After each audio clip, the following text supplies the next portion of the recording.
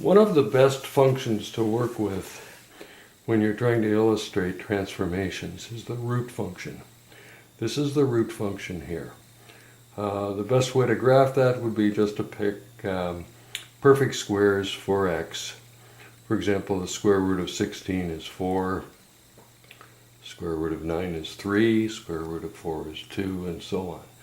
And that gives us what we call the root function. Now, if you put a negative sign in front of that function, all of your y values that were positive now become negative. So it's a kind of a neat illustration of the fact that when you put a negative in front of a function, you get a reflection across the x-axis. And that one's fairly simple. If you put a 16 in there, you get the negative of the square root of 16, which is negative 4.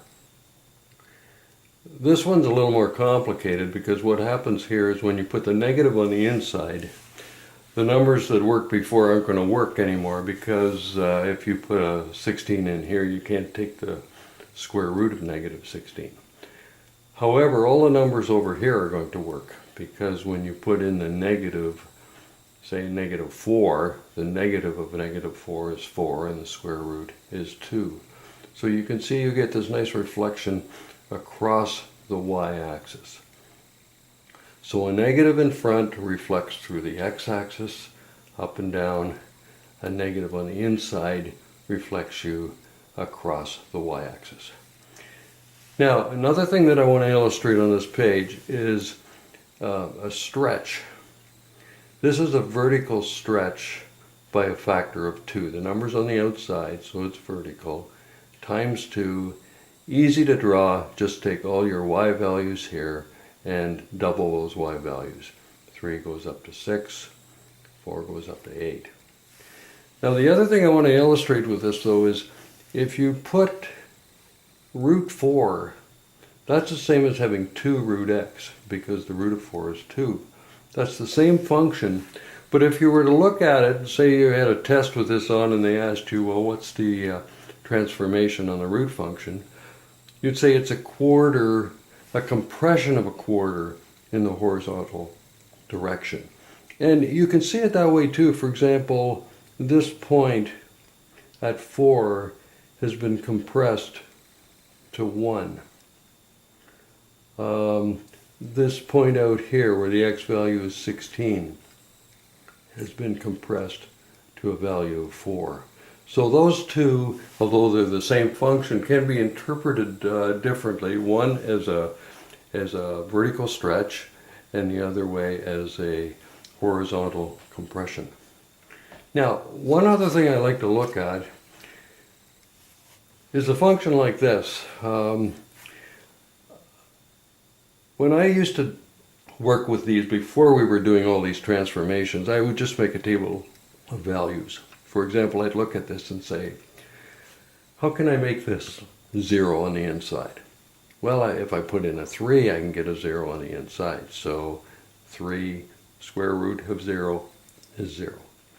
If I put in a 1, I get a 4. The square root of 4 is 2. And I could, just by picking numbers that form perfect squares in here, I could get a final graph of this, which happens to be this function right here.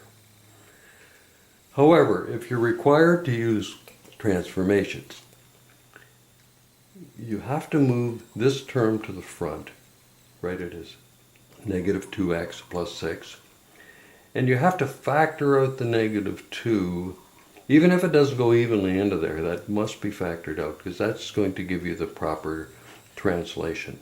So what we've got here is a reflection in the y-axis, a compression horizontally of a half, and finally a transformation 3 to the right.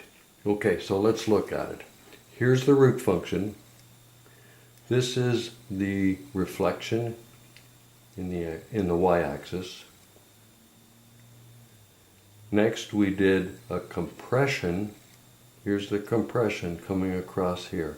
The compression of 1/2 to this line here. And finally, moving everything 3 to the right. It's a long process using transformations. I much prefer just putting in x values and getting a table of values. But if you're required to talk about transformations, this is what you have to do in a case like this. You've got to have a clear read on the x in here before you can talk about that particular translation. So it's a reflection in the y-axis, compression by a half, and then move it 3 to the right.